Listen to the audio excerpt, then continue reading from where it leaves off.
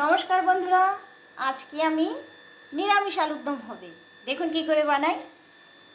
এখানে আমি আদা নিয়েছি, গোটা গোটা কাজু, একটা টমেটো, কিছু গোটা গরম মশলা, পোস্ত, সব আমি একসঙ্গে পেস্ট করব।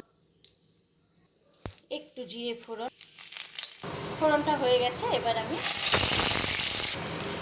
একটু জিরে গুঁড়ো, সামান্য একটু ধনে গুঁড়ো, কাশ্মীরি লঙ্কা গুঁড়ো, স্বাদ মতো লবণ, একটু হলুদ।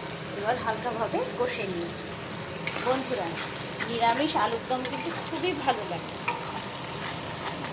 এইভাবে রান্না করে খেয়ে দেখবেন, মাছ মাংস ফেল, আলুর দমের সঙ্গে রুটি, ভাত, কোনো জিনিসই ভালো লাগে, রাইস, যা করবেন।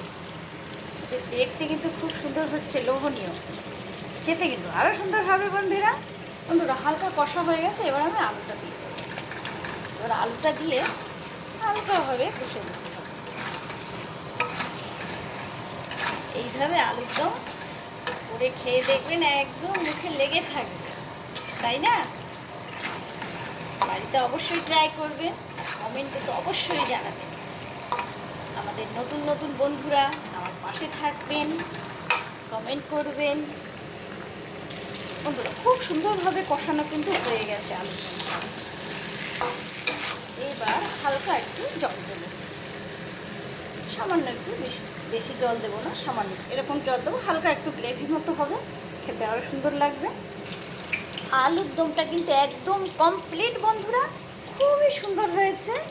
সেন্ট এত সুন্দর আসছে, দেখতেও খুবই সুন্দর, লোভনীয় হয়েছে। কমেন্টে অবশ্যই জানাবেন কেমন হয়েছে। বা তার সাথে আবার লুচি বন্ধুরা, আলুর দম আর লুচি তো জমেই যাবে। কমেন্টে অবশ্যই জানাবেন।